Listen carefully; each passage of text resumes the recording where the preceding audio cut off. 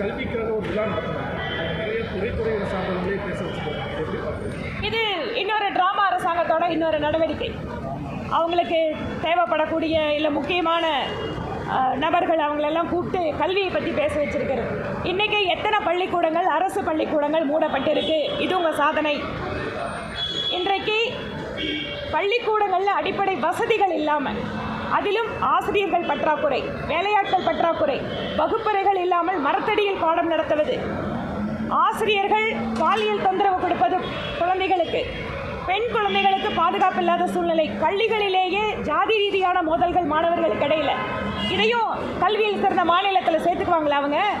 அப்போ இதெல்லாம் அவங்களோட டெஃபினேஷனில் வராதா?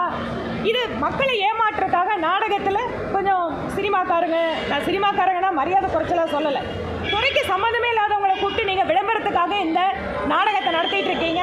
கொஞ்சம் கொஞ்சமாக உங்கள் நாடகத்தினோட அந்த போடுற மேக்கப்பெல்லாம் கலைஞ்சிட்டே வருது திமுக கவர்மெண்ட். ஒருபுறம் தாவேக தலைவர் விஜய் தமிழக அரசு மேலே கடுமையான சாடல்களை கொடுத்துட்டு வராரு. இதுக்கு ஆப்பரண்ட்டாக சிவகார்த்தியை வச்சு பேச வச்சுட்டாங்க மாதிரி சொல்கிறாங்க. திமுகவுக்கு இது ஒன்றும் புதுசு இல்லைங்க. அரசியல் கட்சி தலைவருக்கு எதிராக சினிமாக்காரங்களை வச்சு, நான் திருப்பியும் சொல்கிறேன், சினிமாக்காரங்கிற வார்த்தை அவமானத்துக்கு இல்லை, துறைக்கே சம்மந்தமில்லாத ஆட்களை அவங்க பிரபலத்துக்காக மட்டும் பயன்படுத்துறது. அது ட்ராமா அரசு. அதுதானே திராவிட மாடல்னே ட்ராமா அரசு தான்.